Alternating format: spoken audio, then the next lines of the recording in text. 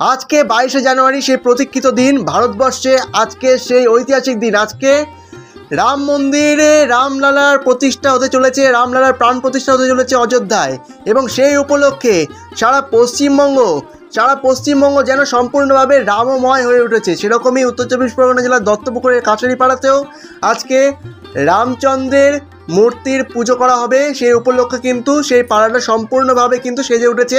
এবং এই পাড়ায় রামচন্দ্রের যে মূর্তিটা রয়েছে তার সঙ্গে রয়েছে জয় বজরংবলী, মাতা সীতা এবং লক্ষণজির মূর্তি।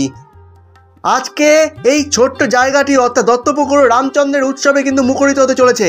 এবং এই রামচন্দ্রের আরাধনার জন্য আজকে কিন্তু সমস্ত মানুষজন একটা নতুন দীপাবলির আনন্দে মুখরিত হচ্ছে এবং সমস্ত বাড়ি কিন্তু রামময় হয়ে উঠেছে।